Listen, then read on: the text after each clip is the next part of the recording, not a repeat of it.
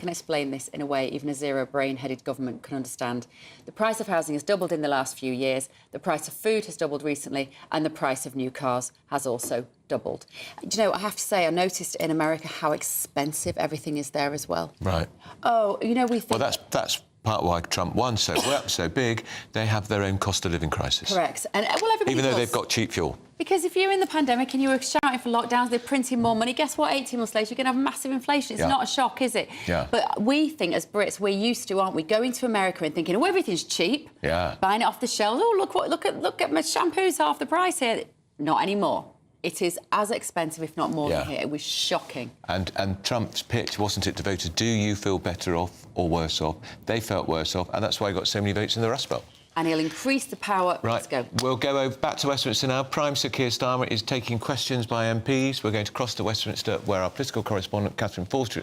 I spoke with the leaders of the devolved administrations in Scotland and Northern Ireland over the weekend to work with them on support that's required and to pay tribute to all those responsible on the front line.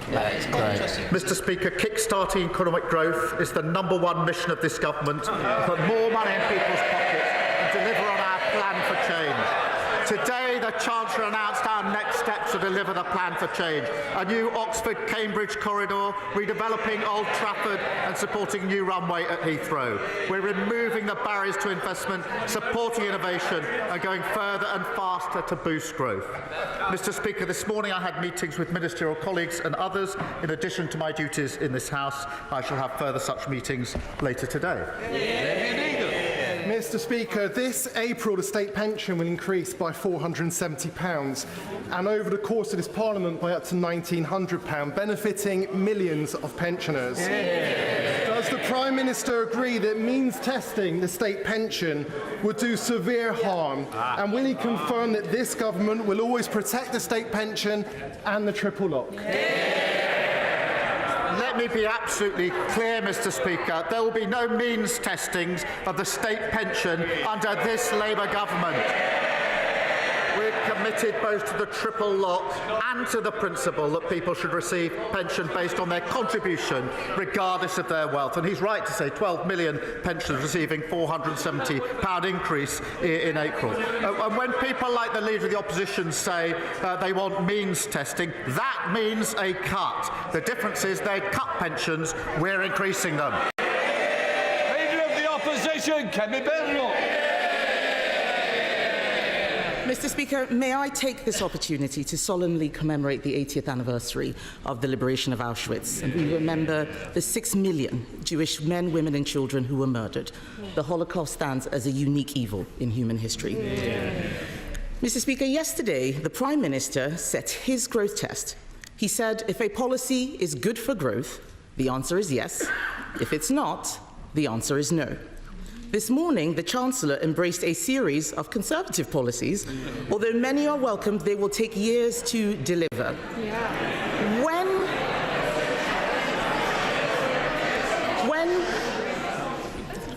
Mr Speaker, when Conservatives left office, we had the fastest economic growth in the G7. What is the government doing for growth now? It's destroying it. Let's look at the employment bill. The government's own figures say it will cost business £5 billion a year. It clearly fails the Prime Minister's growth test. Will he drop it? Mr Speaker, I think the proposition they left a golden inheritance was tested on the 4th of July, which is why they're standing there. But she asked what we're doing. The ONS say we've got the highest investment for 19 years. PwC, second best place to invest in the world. IMF upgrading growth, predicted fastest growing major economy in Europe. Wages up, inflation down. Mr Speaker, there's more to do. We're reforming planning and regulation, building the new homes that we need, supporting a third runway at Heathrow. And as she admitted to the CBI in November, there's no point me just complaining about Labour, she said. It's obvious that we Conservatives lost the confidence of business. We're not taking lectures from them. Mr Speaker, he doesn't want to talk about the employment bill because he doesn't know about it. Last week, he misled the House. He was not on top of his own education bill, listening to... Sorry. We can't accuse the Prime Minister of misleading the House. No. But he can't do it. I'm sure there's words that you would prefer to use.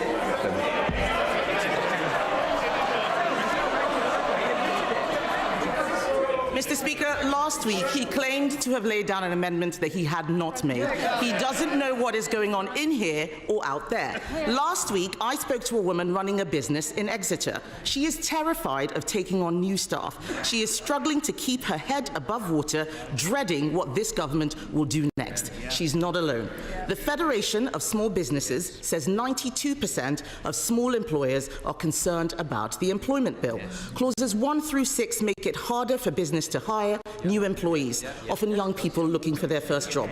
This isn't an employment bill, it's an unemployment bill. Given these clauses, will he drop his bill and show that he is not anti-growth? Mr. Speaker, we believe in giving people proper dignity and protection at work. That's why we're proud of our record supporting workers.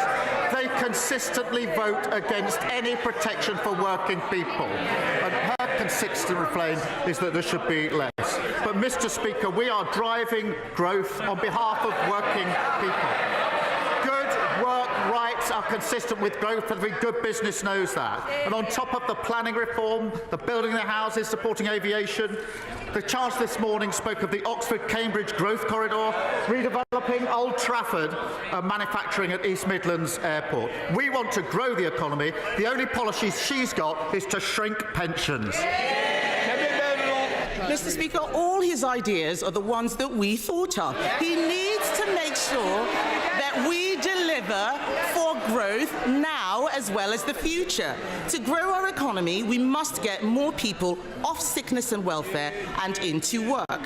Clauses 8 and 9 of the unemployment bill take us in the opposite direction by increasing entitlements. His government itself estimates that these changes will increase business costs from £600 million to £1 billion a year in sick pay. That will mean higher prices, fewer jobs, less growth. Will he drop these measures from the bill? No, Mr. Speaker, I think they're good for workers and good for growth. This is the same argument they made against the minimum wage and every protection for workers. And she says they're their ideas. Well, Mr. Speaker, she says she's in support of a third runway at Heathrow. Her shadow transport secretary says that it would be calamitous. The shadow business secretary is busy writing letters opposing airport expansion in his own backyard. Shadow chief secretary says the Oxford-Cambridge idea is flawed and he's against it. We're the coalition of builders, they're the coalition of blockers. Mr. Speaker, he forgets his own Chancellor blocked an airport in her constituency. They are hypocrites, Mr. Speaker. Let's talk about this employment bill. Part 1 of the bill means a new employee could start a job in the morning and take their employer to a tribunal that afternoon. It is no wonder that this bill has been called an adventure playground for lawyers. This bill is terrible for business, but it is great employment for lawyers. I know the Prime Minister loves the legal profession, but he needs to stop being a lawyer and start being a leader. This is another measure in the bill that fails his growth test. Will he show some leadership and drop it? Mr. Speaker, I understand she likes straight talking. She's talking absolute nonsense. She knows, and anybody who understands anything about the bill or any employment law will know you can't start in the morning and go to the tribunal in the afternoon. Now, Mr. Speaker, we know she's not a lawyer. She's clearly not a leader. If she keeps on like this, she is going to be the next lettuce. Mr. Speaker, he does not know what his bill is doing. He should listen to business who are terrified of this bill. The only workers he cares about are lawyers, but it is not just lawyers benefiting from this bill. Who else benefits? It's not taxpayers. They will be paying for even more welfare. It's not young workers. They won't get their first break. It's definitely not businesses. They are being hammered with yet more burdens. Who benefits, Mr. Speaker?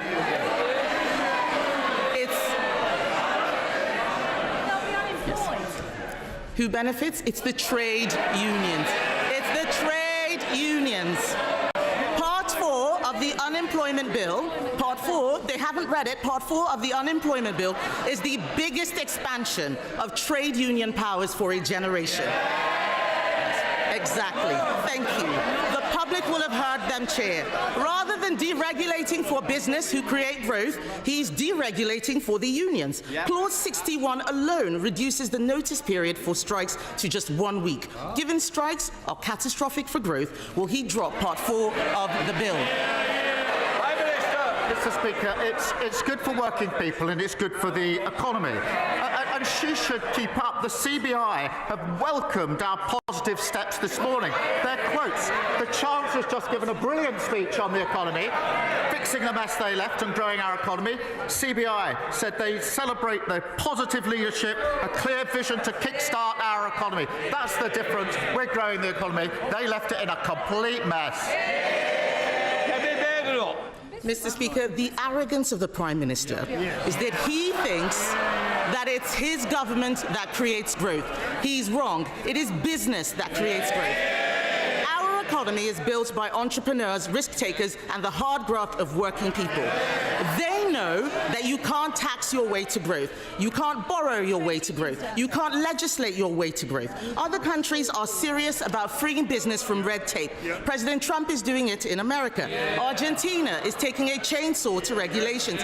Even the EU is not going as far as this left-wing government. This bill will put us at the bottom of the pack. Add it to the jobs tax, the family business tax. It's no wonder wealth creators are fleeing Britain in droves. The Chancellor is desperately trying to save her reputation. She knows Labour have damaged growth. This bill manifestly fails the Prime Minister's own growth test. If he won't drop the unemployment bill, what is the point of his growth test? She's got a nerve. They broke the economy, completely destroyed it. They broke the health service, completely destroyed it. They've ruined us on prisons and everything else you could mention. They failed on every front. They're in no position to give us lectures on anything. And she says that she accepts they failed. They're changing. They've learnt absolutely nothing.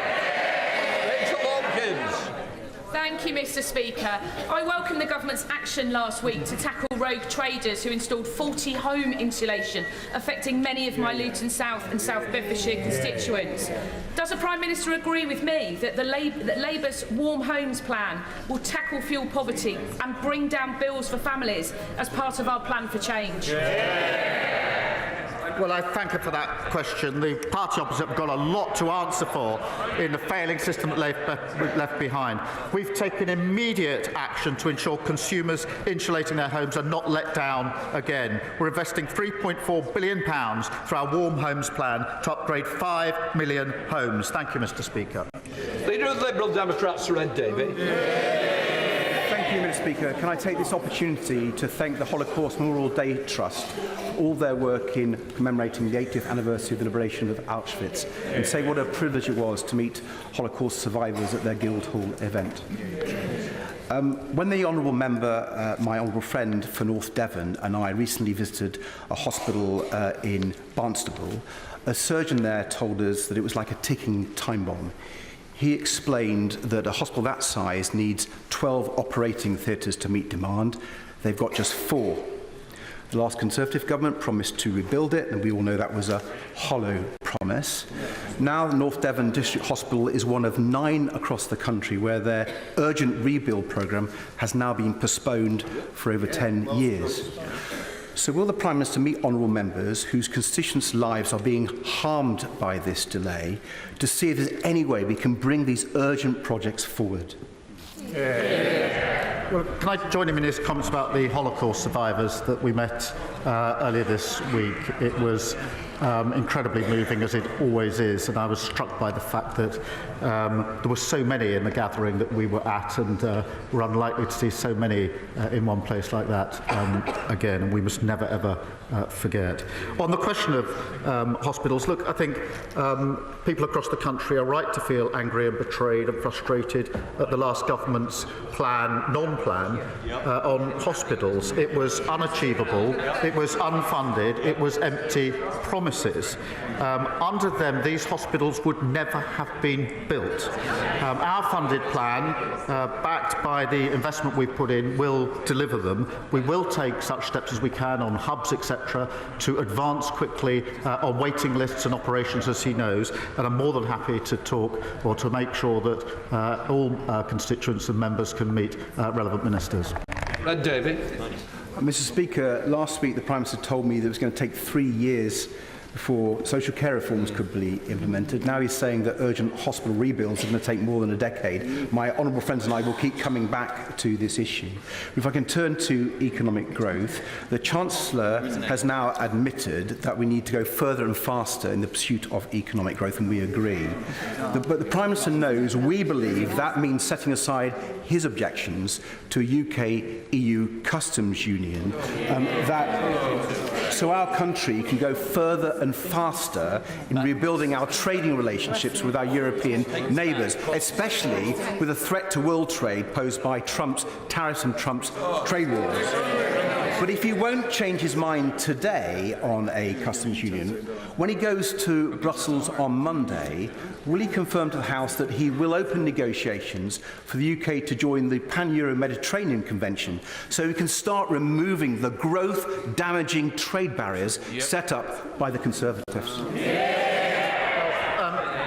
Our number one mission is growth. That's why we've set out all the initiatives over the last 7 months, particularly the ones this morning. He knows, in relation to the reset with the EU, which we're determined to achieve, that we have clear red lines when it comes to the single market and the customs union. So he knows where we stand on that.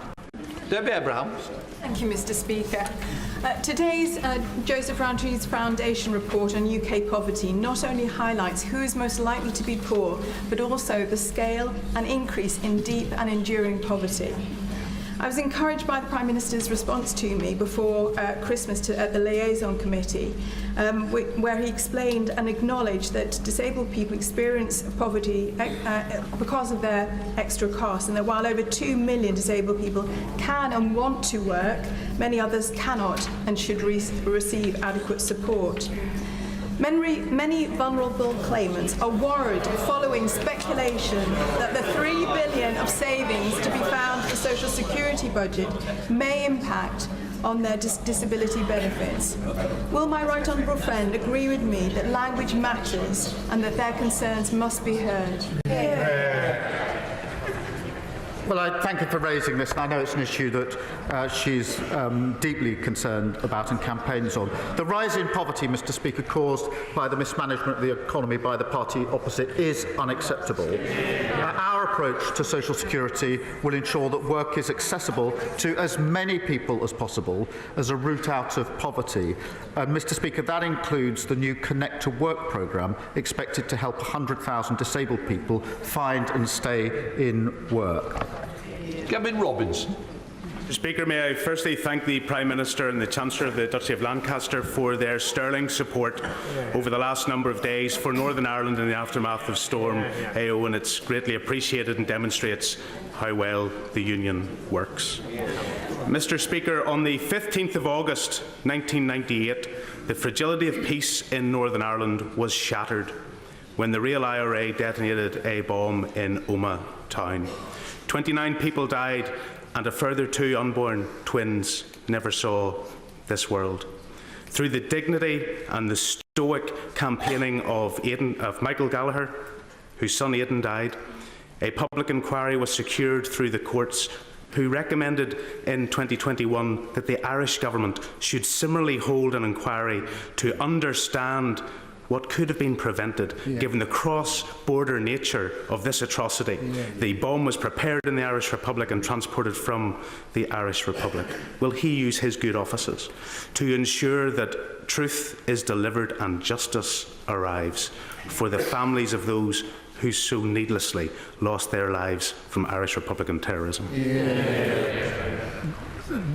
First, on the question of the storm, can I assure him that we will continue to work with the leaders in Northern Ireland to ensure that we deal with what was really devastating in Northern Ireland for very many people still without power and all the associated problems that are associated with that.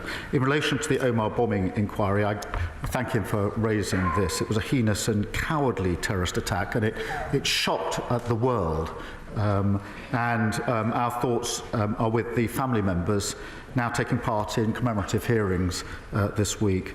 I do welcome the Irish Government's commitment to cooperate with the inquiry. The Secretary of State for Northern Ireland has raised with the Irish Government the importance of working together on addressing these and all legacy issues, and I'm grateful for him for raising this very serious and important issue. Jack Abbott.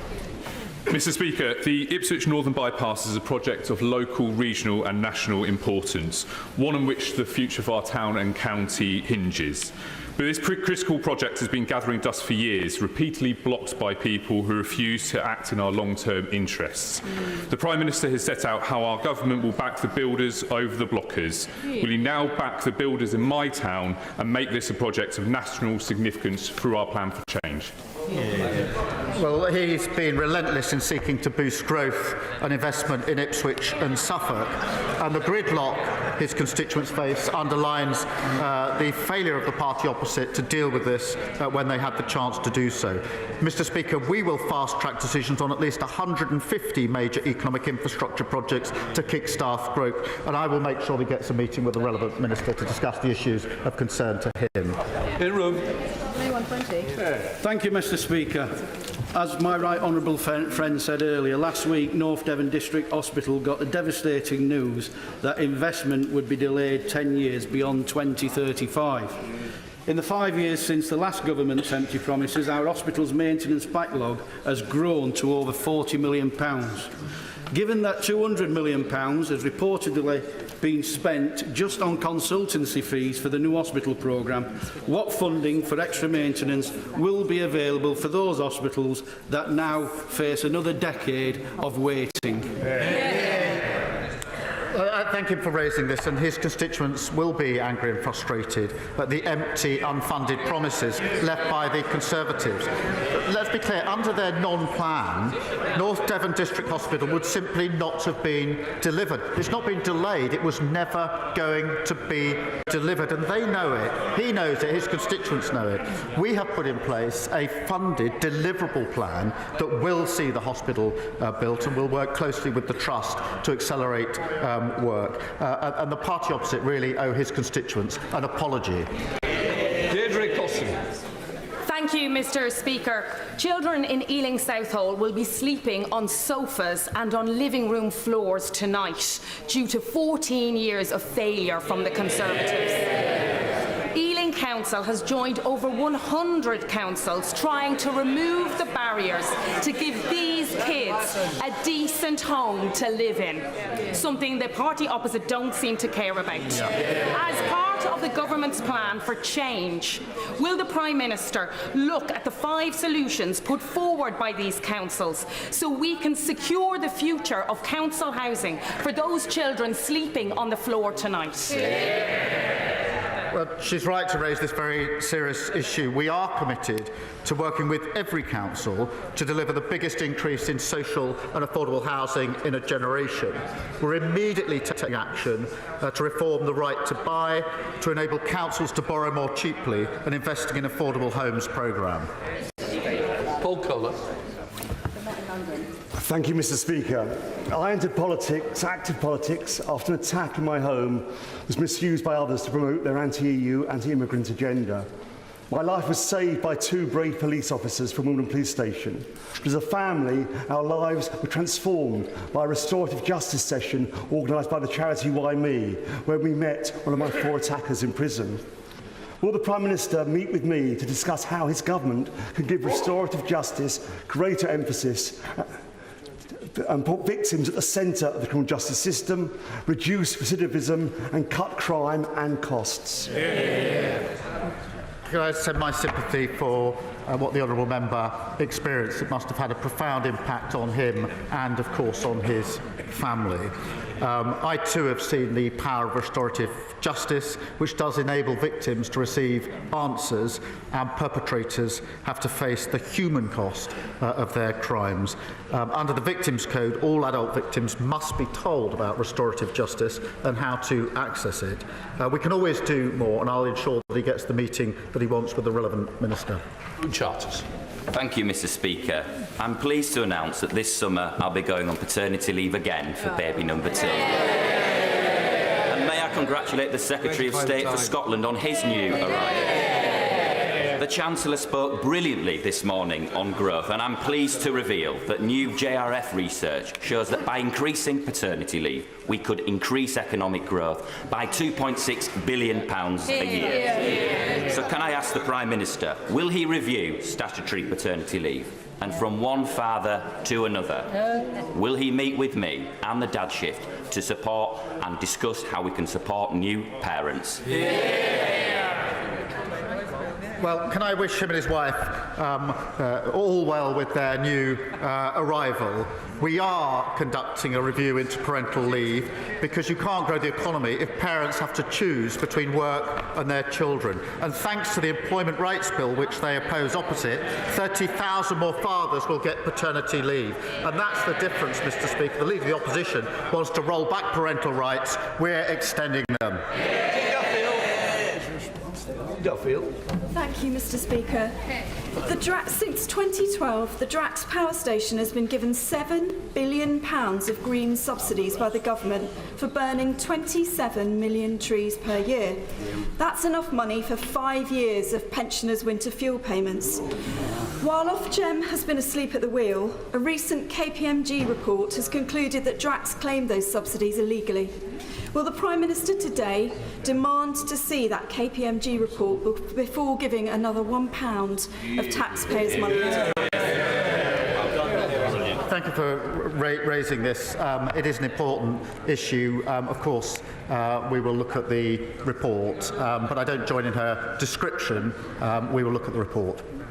Thank you, Mr. Speaker. As you well know, Lancashire is a wonderful county full of great businesses and hard-working people. But for too long, we've been held back by an outdated two-tier council system. The government's English devolution bill is a massive opportunity for us to get back in the fast lane and catch up with the likes of Manchester and Liverpool. So will the Prime Minister join with me in calling on all Lancashire leaders to work together in the interests of our residents, putting aside political differences and self-interests, and move forward in good faith to unleash Lancashire's huge potential? Well, he, of course, has given decades of service to his community, Mr. Speaker. I'm a firm believer in moving power out of Westminster into the hands of those with skin in the game. That's how you boost growth, create opportunities and drive reform. I'm pleased that we're establishing a combined county authority in Lancashire. Our ambition is for mayors across all areas of England who can take advantage of the powers set out in the devolution white paper, including in Lancashire. Clive Jones.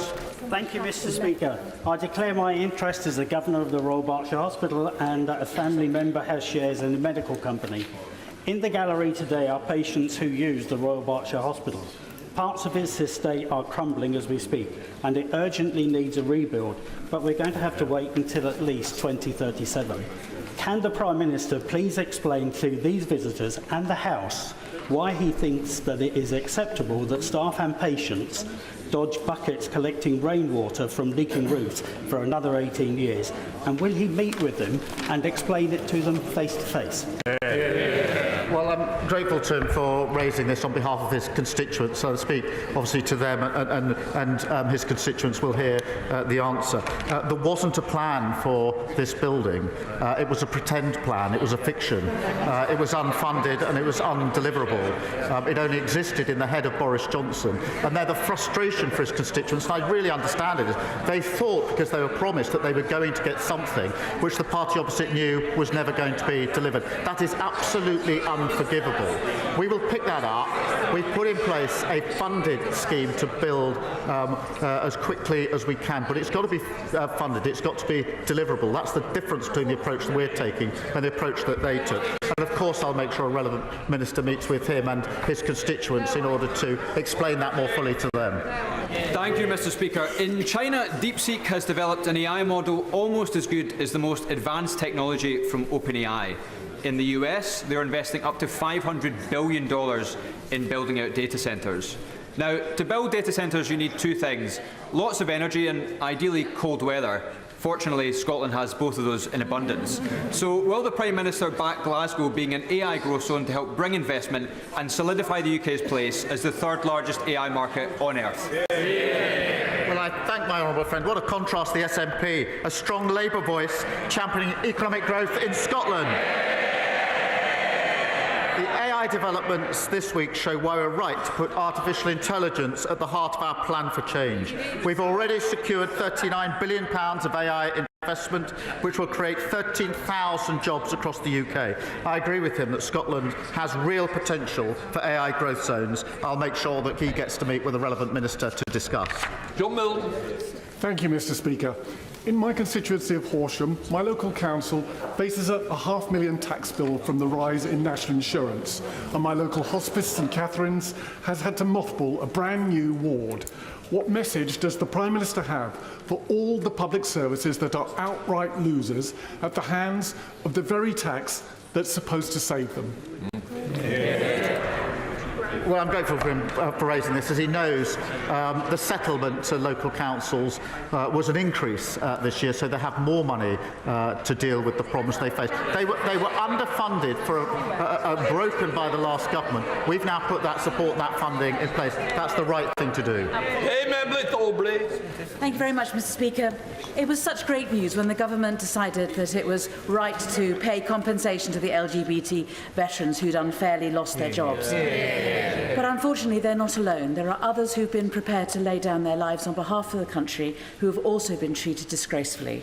I include in that list my constituent who was sacked from MI6 simply for being gay.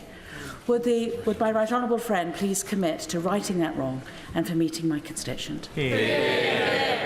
Well, I'm grateful to her raising this really important issue. All those who serve our country deserve our fullest respect and gratitude. Mr. Speaker, that's why we're righting the historic wrongs inflicted on LGBT veterans, already significantly increasing compensation available and enabling them to get their ranks restored. I know the issue she's raised is a real issue to the Foreign Secretary. He's looking at it, and I'll make sure she gets to talk to him about it, but we do need to deal with this historic injustice. She's right about that. Jim Allister. Thank you.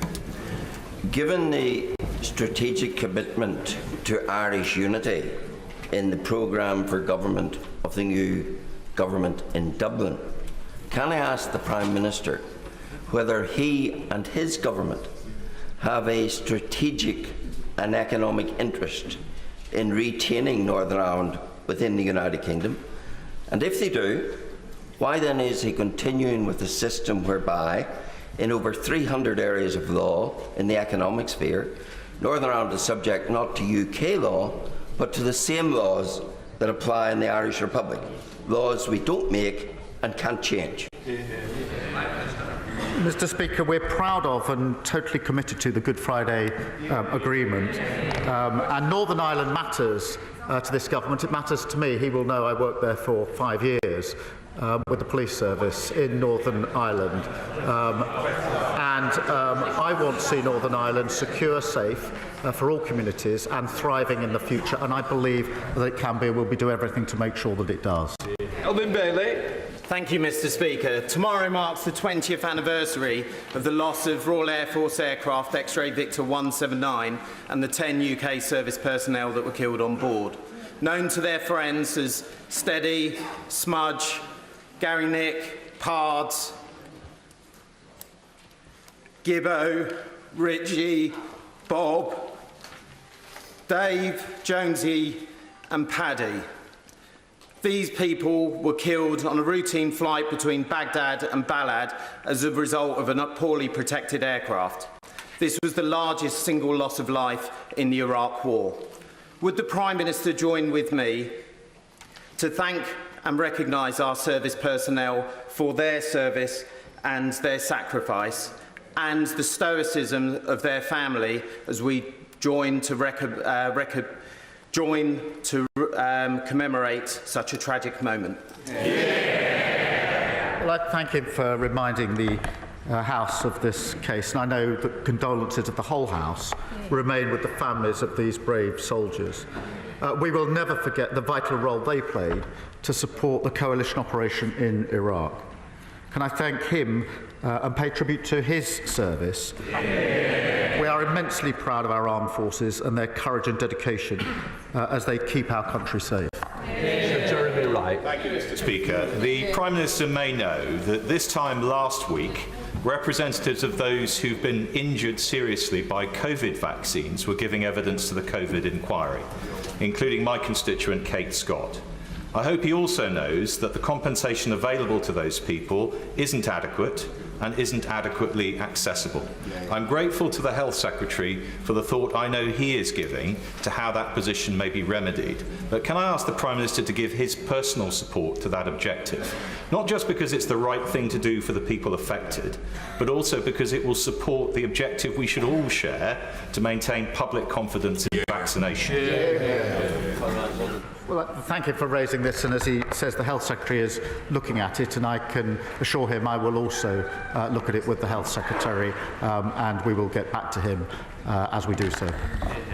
Rachel Taylor. Thank you, Mr. Speaker. This week I heard a story from an elderly resident in Bedworth.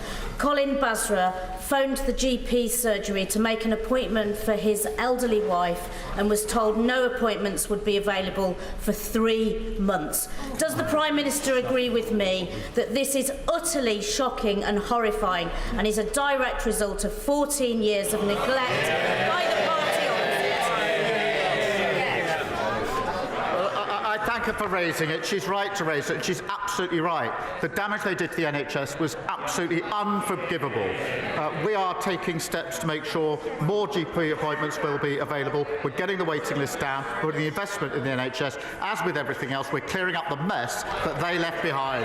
Final question, Andrew Rosender. Thank you, Mr. Speaker. The Prime Minister should know that my constituents in Romford are shocked, angry and dismayed by the suggestion by the ONS that the population of this country will rise to 72.5 million by 2032. Mr. Speaker, that's 500,000 people a year, which is unsustainable. Who voted for that? And will the government do something to ensure that the population of this country is sustainable going forward? Because there is no mandate for such a colossal increase in immigration in this country. I think he should talk to his leader. Because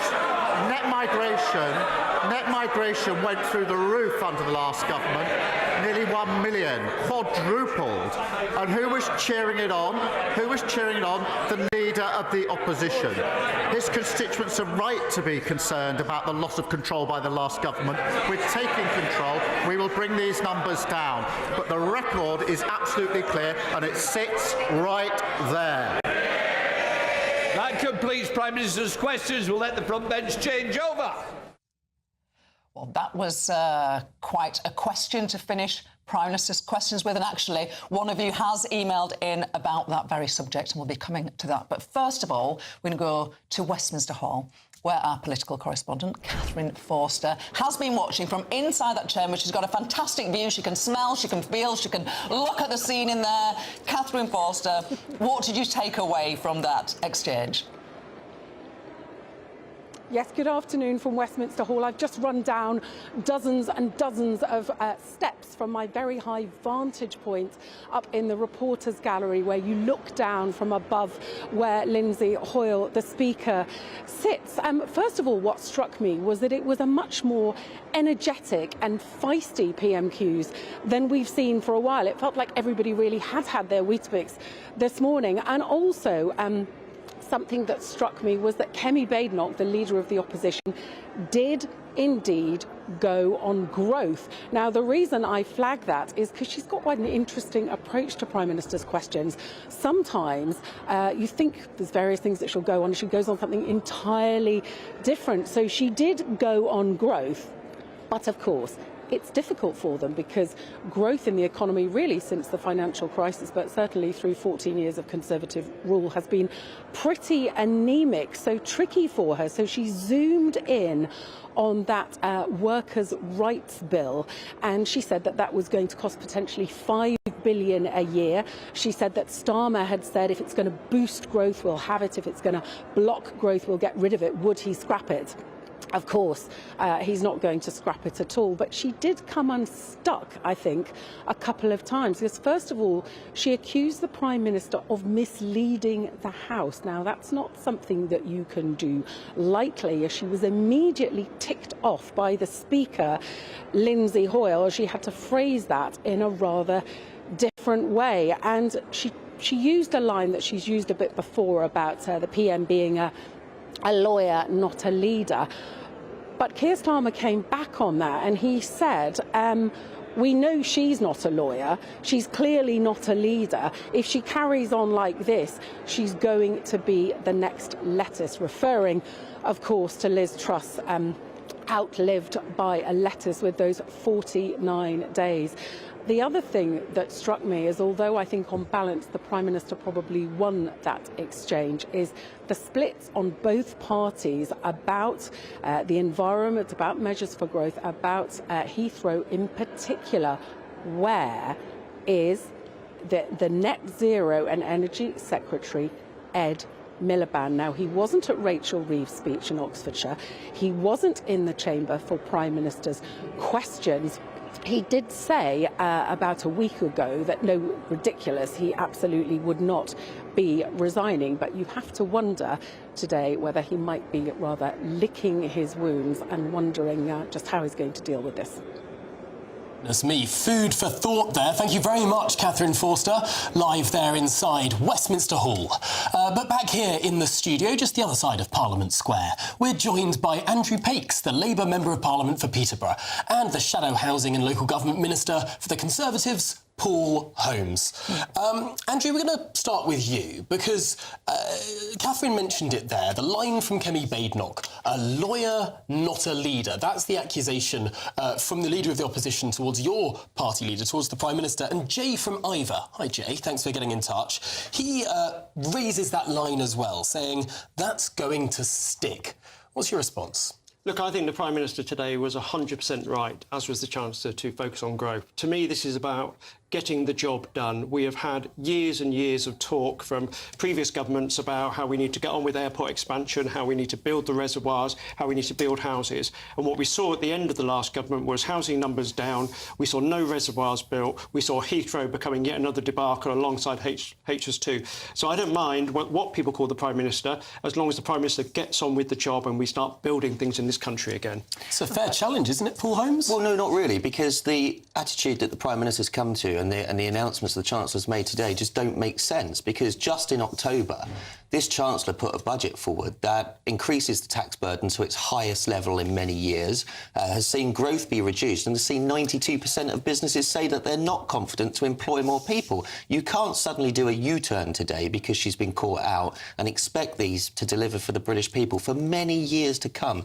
It's a mix of strategy because Rachel Reeves has been caught out with a budget that doesn't deliver for people. Paul Holmes, our Conservative spokesperson. Let me put Eileen's point to you, which you basically outlined, and Eileen agrees with you. If the government really wanted to get the economy going, it would slash business rates and scrap the proposed national insurance hike. Obviously, I'm not going to give you that one because you back that up. But what I thought was interesting, that Kemi majored on the Employment Rights Bill. A piece of legislation which is going to improve the lives of working people, give them better terms and conditions. And I think she's in the wrong place on that.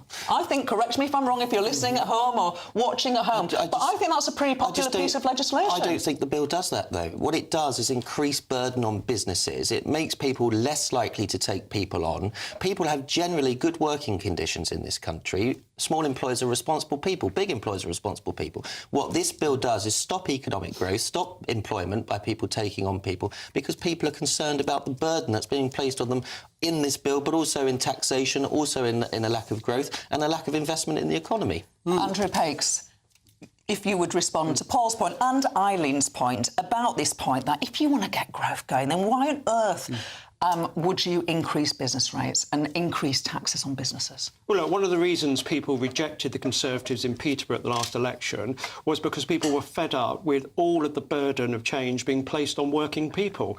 And that's what this employment bill is about. It's about putting money into people's pockets. It's about increasing the minimum wage. Nearly a third of people in my constituency are in chronically insecure work and low-paid work. This is about giving them the ambition so they can spend the money themselves. Andrew, have you ever had a zero-hours job?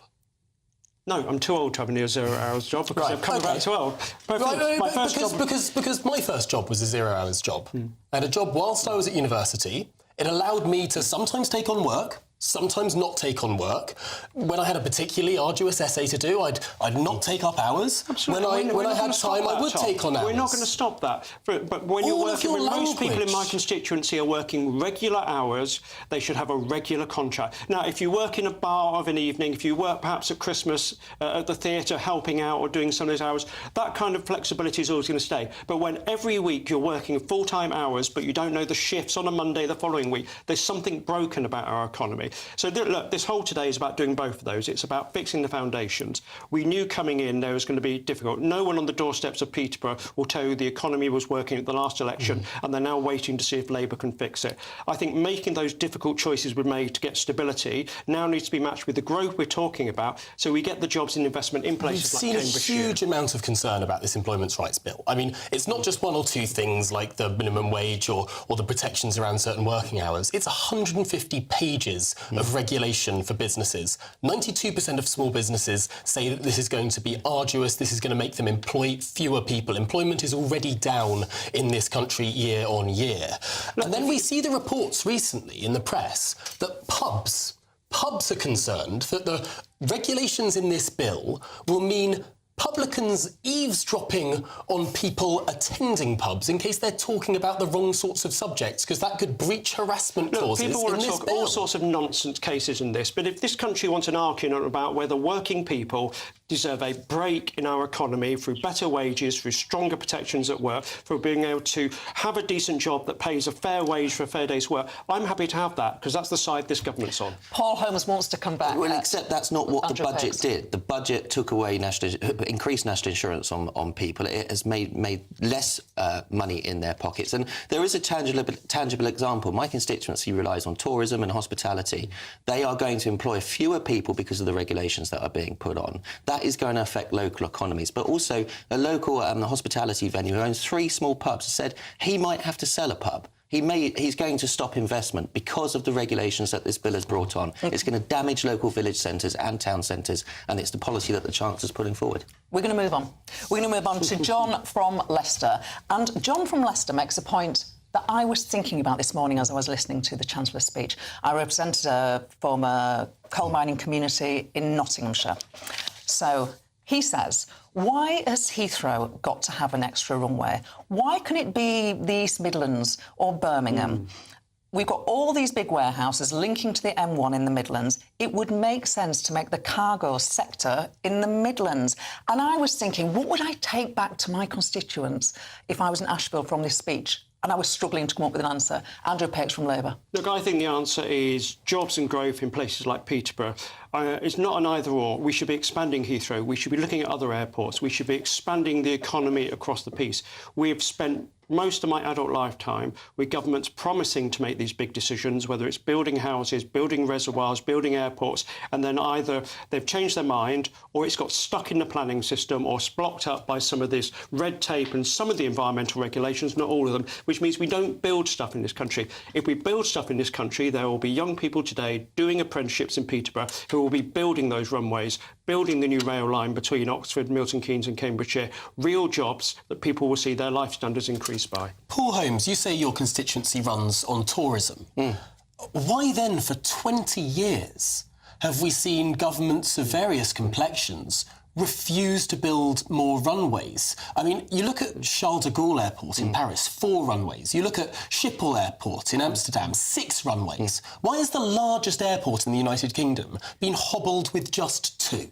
Well, the Chancellor's right in this. I back Heathrow expansion. In my constituency, I have Southampton Airport, where I fought for an extension to that runway, which took 10 years because of the planning system and judicial reviews and and a clogging up of that planning system. So the Chancellor... Are you about to cross the floor? No, absolutely not, because actually my party in Kennedy has said... I'm all right, thank you, Andrew. My party's actually said, you know, we need the extra runway. And, you know, it was a bad thing that the government thwarted that last time. The question that, to answer your question, Gloria, is that what can my constituents take away from it? It's that interconnectivity. I've got Southampton Docks very close to me. I've got Southampton Airport. It's about making sure that we have regional hubs. Your caller in the Midlands is absolutely right. Someone raised yesterday if we could expand Leeds International Airport and have them check in at Leeds to go transatlantic through Heathrow. That's a good thing. The country's been very behind in terms of developing that infrastructure, and that's one area where I agree with the Chancellor. We must get Heathrow done. Paul, I'm going to stay with you, our Conservative MP, to ask a question from Stephen. Now, he's addressed this to the Labour government, and of course we'll put that to Andrew Peggs, but I suggest that this question and the implications of it, the problem is at your door. So Stephen says, how does this Labour government expect to improve transport by building more roads when they can't even maintain the ones we have? I've never seen roads in such poor condition with potholes everywhere. Now, in a few years, we'll be able to blame him for that. Right now, it's at your door, isn't it? State of our roads. We did put in extra investment into pothole repair through local councils. It's not got through to the ground. I think, you know, the technology still isn't there to be able to do as many potholes as we should be. The government's put in more money into potholes. We put, I think it was £1 billion over the lifetime of the last government, but it hasn't worked. And local councils need to start getting their act together and making sure they're using the money that the last government gave and this government has given to get those roads fixed. Andrew Peggs. Absolutely. Look, there are streets near me in Peterborough that look like the surface of the moon rather than the high street you go down. All of us, as politicians, will get this door. So I'm really pleased that the Labour government, just before Christmas, announced an extra £10 million on top of its record budgets announced to start fixing this. A test of whether people believe politicians like me, will whether we get those potholes filled in. You know, if I have to get my own high-vis jacket and do it myself, I will do. The government's put the money in it. We now need councils to get on doing the work. Now, of course, we're talking about lots of infrastructure across the UK, but it does seem that there is this almost expectation that politicians will say something and then it won't happen. And we've seen it time and time again. Some of the projects that we're talking about now and are blithely discussing in Westminster, I mean, it's not just the last government that was talking about these projects. It's not just Gordon Brown or Tony Blair. Some of these projects were discussed under John Major or Margaret Thatcher and just haven't simply got off the ground. Why is this time different? How can people actually trust that the government is going to deliver half of what the Chancellor announced today? Absolutely, and that will be the test of this government's success, whether we do it. That's why the government has said, Prime Minister and Chancellor today, that growth is our #1 mission. We're going to see through this change because we need to get building the houses, including council houses in places like mine, rather than just house numbers. We need to get building the roads. We need to get building the airports. I'm really pleased today the CBI have come out and said this is the leadership the country needs when it comes to infrastructure. We've got to take on the bureaucracy and the red tape to see this through. If we don't see it through, that'll be the judgments people make. But Labour's own housing minister, I'm Shadow Housing Minister, Labour's own housing minister says they cannot achieve the 1.5 million homes in the lifetime of this Parliament because of the economic outlook and because house builders can't build because of supply chain and the increased business costs that have been going on. I agree with Andrew. We have to be doing more in terms of infrastructure, but this announcement today is not going to deliver economic growth because it won't be delivered for many years. Well, we've had another question in, and this relates to the whole housing issue and the population issue. We heard it in the final question there in Prime Minister's questions. There's going to be a population increase of 5 million people by 2032. If we're not even building 1.5 million extra homes, the housing crisis is going to get worse, not better. Yeah, look, and these new figures that came out yesterday don't take into account some of the measures the government's done or the measures today. I want to see net migration coming down. Why do I want to do that? Because I want to be growing our own talent. I think one of the biggest shames of the last government was that we saw apprenticeship numbers fall around the country. If we want to be building in this country and we want to stop having to invite people in, we need to be growing our own talent. So the government's focus on the growth levy, improving apprenticeships and giving young people in our country today a real chance to get on, that means we won't have to be recruiting people from afar. Paul Holmes, your government totally lost control of our borders. Well, in the last year... That's what I put to you. No, I don't. Well, I don't think that's true, because if you look historically, immigration was going up through various governments. Did we get it right? No. Did we focus too narrowly on one policy, i.e. Rwanda? Yes. What we should have been doing was investing in processing people quickly and making sure we were deporting them. But I won't take any lectures from the Labour Party on this, because you'll remember in the last government, they voted against every measure in Parliament. I was there. They voted against every measure in Parliament to stop us reducing immigration. They blocked the flights that we tried to put out of this country. They voted against the immigration bill twice. Keir Starmer was complicit in that, and he now can't blame us for the mess that he's inherited. Paul, you're confusing two issues there. We need to crack down on illegal immigration. We've got record flights deporting people out of this country because we need to protect our borders. Yeah. But under your government, we saw open-door borders where people came in. The figures yesterday about legal migration, about people coming to this country because we have shortages. We don't have enough skilled people in our country to do the jobs. We can fix that as well as get rid of the illegal... Andrew, we only have about 30 seconds, so I do apologise, but you've mentioned apprenticeships and different incentives. What about border measures? Are you actually going to limit... Why not a cap on people coming into the country? Visas? Absolutely. We need to be taking strong action for it. Which is exactly why we have started sending more people back on planes than the last government did, why we've scrapped the Rwanda scheme and we're putting the investment into frontline staff in Dover. Let's see, because it's not worked so far. You two have been fantastic. Thank you for watching. Join us next week. Don't go anywhere, because up next, it's Good Afternoon Britain with Tom and Miriam.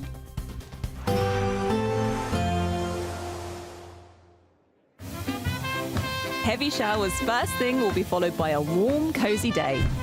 Boxed boilers, sponsors of weather on GB News. Hello, here's your latest GB News weather update coming to you from the Met Office. There will be some showers today, particularly towards the north and west. Otherwise, a lot of fine weather for many of us away from the far south. Here, there is a feature that's actually been named Storm Ivo by the Portuguese Met Service.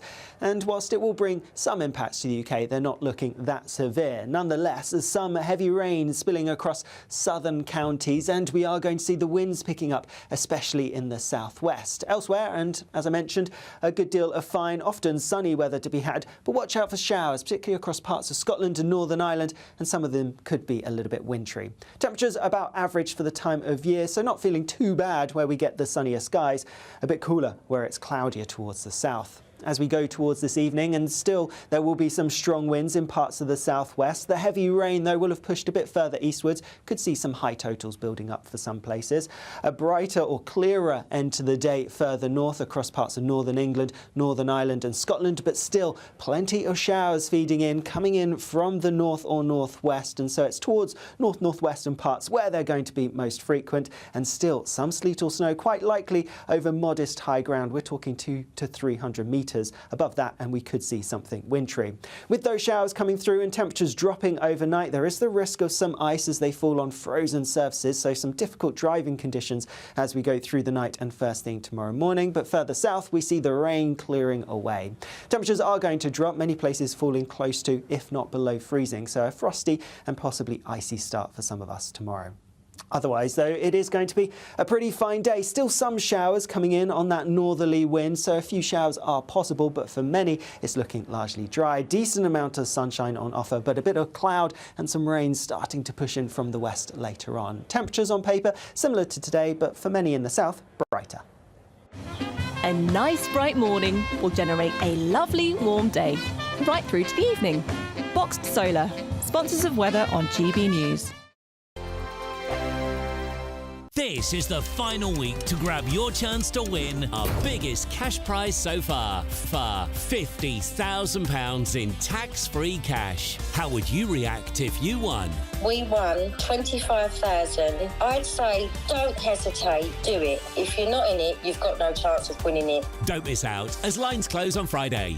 For another chance to win, text cash to 63232. One entry costs £2 plus one standard network rate message. Or text bonus to 63232. 5 entries cost £5 plus one standard network rate message. Go to gbnews.com/win. Entries start from just £2. You can call 0903 681 3 63232. Calls cost £2 plus your network access charge. Or post your name and number to GB10 PO Box 8690 Derby DE1 9TT. UK only. Entrance must be 18 or over. Lines close at 6 p.m. on the 31st of January. Please check the closing time if listening or watching on demand. Good luck. I'm Jacob Rees-Mogg and this is GB News, Britain's news channel. GB News Breakfast, every day from 6 a.m. Jonathan, in London, we're hearing that there could be more posties from an Amazon point of view in order to limit or cut carbon emissions, but that they could put more people on foot delivering their parcels. This is really interesting because more and more people now obviously are using Amazon and buying their shopping online or buying gifts online.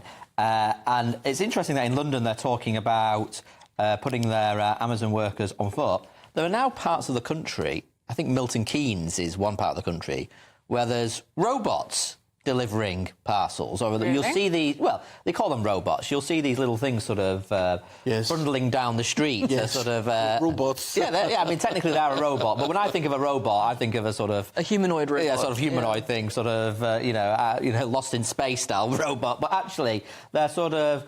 little sort of carriages, little droids, boxes, like yeah. Star Wars droid type. Well, they're not thing. even that. They're like a little sort of, they're like a box on wheels, delivering parcels in places like Milton Keynes and other bits of the country. So I think this is just another example of how the world is changing. Online shopping is completely changing the way in which we all live our lives, the way in things. The way But in I which think things are Milton delivered. Keynes lends itself to something like that. This is a newly designed town. And Exactly, that's why they're in Milton Keynes. And I really do think that a town like that really does lend itself towards a piece of tech like that. When I think back, our postie in Gloucestershire is a guy called Dave. He's fantastic. Everyone knows who he is. But I'm not sure that he could be replaced by one of these little droid things.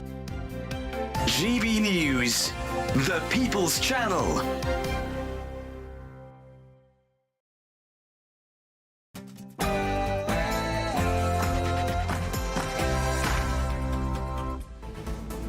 Good afternoon, Britain. It's 1 o'clock on Wednesday, the 29th of January. I'm Tom Harwood. And I'm Miriam Cates. The leader of the opposition, Kemi Badenoch, has teared into the Prime Minister on his plans for growth. But what is the government doing for growth now? It's destroying it. Well, it's been described as one of the most bonkers ideas ever concocted. But the government is considering forcing households who only watch streaming services like Netflix to pay the BBC licence fee. Do you think this is a good idea? And supermarket giant Lidl has won a High Court battle over plans to open its first ever shop pub in Northern Ireland. Would you visit the Boozer on your shopping run?